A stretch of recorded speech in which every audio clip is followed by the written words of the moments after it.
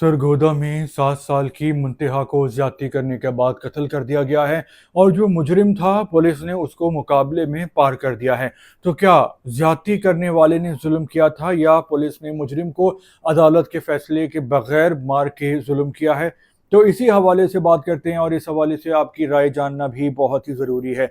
देखें, सरगोदा में एक और बहुत ही अफसोसनाक दर्दनाक वाकया पेश आया है। 7 साल की मुंतहा ज़ारा हैं जो कि थी, क्योंकि एक शख्स ने उसको हैंसिथी बना दिया।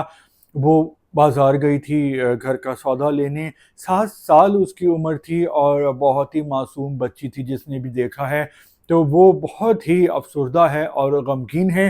तो जो दुकान में उसके साथ एक वाकया पेश आ गया कि दुकानदार ने उसके साथ ज़्यादती करने की कोशिश की और उसके बाद पहचान के खौफ से उसकी जान ले ली। जब तलाश शुरू हुई तो उसके बाद मुंतहा की लाश दुकान से मिल गई और फिर पुलिस ने तहकीकात शुरू की और तलाश शुरू की मुजरिमान की। तो अरसलान नामी एक शख्स था जिसको पुलिस ने पकड़ा, जिसका जो है वो रिकॉर्ड मिल गया था कि इसने ये ज़्यादती और कत्ल किया है।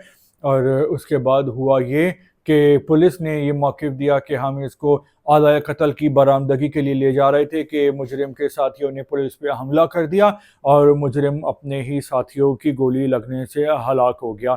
तो अब आप समझ तो गए होंगे कि असल में हुआ क्या है, क्योंकि पंजाब में आए दिन ऐसा ही होता है कि मुजरिम अपने ही साथियों की गोलियों से हलाक हो जाता है और पुलिस को कुछ नहीं होता।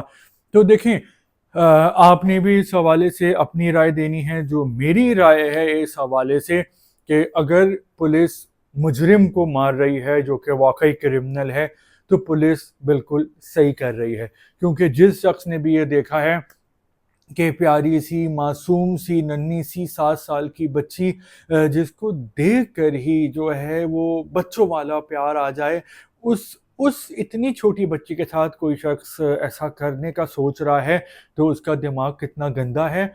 तो मुझे तो ये लगता है कि अगर कोई वाकई क्रिमिनल शख्स है तो उसको पुलिस मुकाबले में पार कर देना चाहिए, लेकिन वो वाकई क्रिमिनल हो। ऐसा ना हो कि क्रिमिनल के नाम पे या क्रिमिनल का इल्ज़ाम लगा के जो ज़ाती स्कोर्स हैं वो सेटल हो रहे हों और पर्सनल दुश्मनियां निकाली जा रही हैं। तो ऐसा बिल्कुल नहीं होना चाहिए। मैं ये क्यों कह रहा हूँ कि ऐसा होने के मैं हक में राय में क्यों हूँ?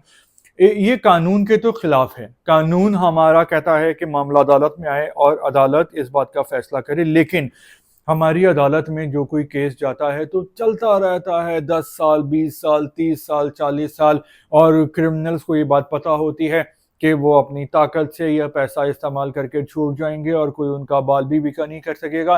कानून का डंडा उन पे नहीं चलेगा, बल्कि जो शख्स भी केस करेगा और अदालत में आएगा तो वो अदालत के चक्कर लगा लगा के ख्वार हो जाएगा। कभी जज साहब नहीं आएंगे, छुट्टियों पे चले जाएंगे, कभी बिजली नहीं आएगी और कभी वकील कोई बहाना कर लेगा। तो अदालतों में ये होता है।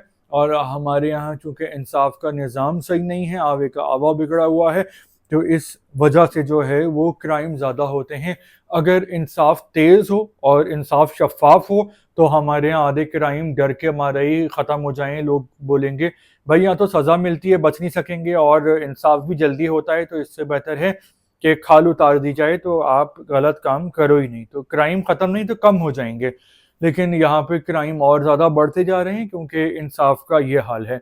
तो उसूली तौर पे तो ये होना चाहिए कि अदालतें टाइमली फैसला करें और उनमें दो नंबरी ना हो और जो कानून के मुताबिक है। लेकिन पंजाब में पुलिस मुकाबले हो रहे हैं और अक्सर ये होता है कि मुजरिमान को पहचान के लिए ले जाया जाता है या फिर आला कत्ल बरामद करने के लिए और या फिर तफ्तीश के लिए, और फिर उनके मुजरिमान के जो बचाने वाले हैं वही अटैक कर देते हैं और वो उन्हीं की गोलियां लगने से मारा जाता है।